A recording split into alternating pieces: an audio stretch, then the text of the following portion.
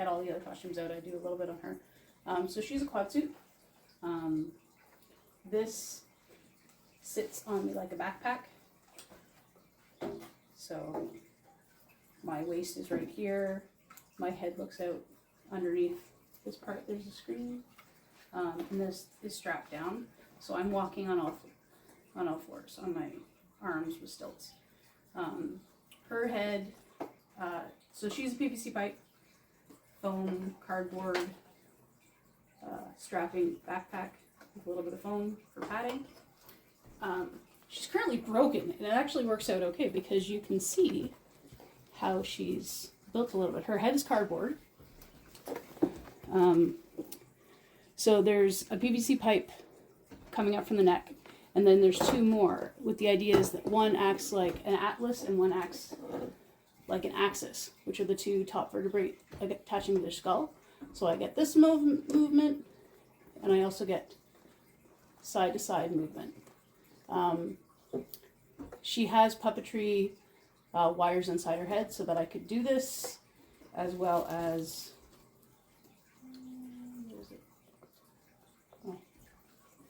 wrong wire. Oh, there's that wire. Oh, so I can move her ear as well, which is pretty cool. It never quite worked while I was in her to move all these with puppetry strings because I was busy walking. But it's still fun that they were. Her horn used to light up. They're LEDs. It's coated with a thermoplastic and then painted. And it still would be working, except that my daughter loves playing with her. So I think one of the wires has snapped up in here. And then her ears are on springs, which is why they're so wiggly wobbly, even when I'm not pulling on the wires inside. But that's her head, which I'm quite happy with how it came out. I used, again, duct tape dummy. You got to use duct tape dummies when you're building things that do not look anything remotely like a person. At least I do. This is her bodysuit. I got a big old bum here. Her tail is just wire wrapped in foam. And I used yarn for her mane and her tail. I brushed out the tail a little bit because I didn't want to be 100% fur. The lower parts of her legs are fur, but the whole body is a minky. And then I have big shoulder padding that goes in the shoulders again. So my arms go like this and they attach on the back of my shoulder. Her feet, so my sneakers, again, I have built off my toe a little bit.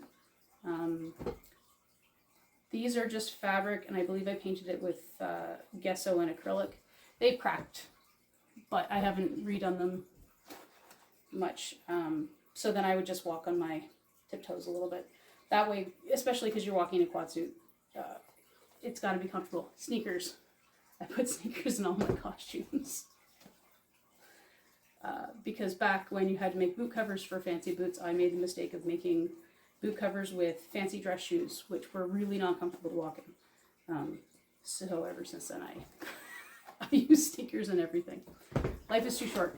And then these are her stilts. They are PVC pipe. They're a little loud because the bolts I put in them, I think, were a little bit longer, so there's a little bit of a wiggle. So there's a PVC pipe here. It's cut at a 45-degree angle. There's a hole, a bolt, another piece cut, hole, bolt, another piece cut. And then it went down into an EVA foam bottom, again, fabric, and then painted hooves.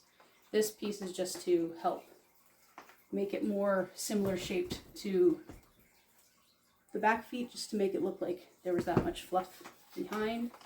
And then I just skinned it, allowing for room through here to bend. And then it looks like that when I'm standing. When bending, so I can get pretty good movement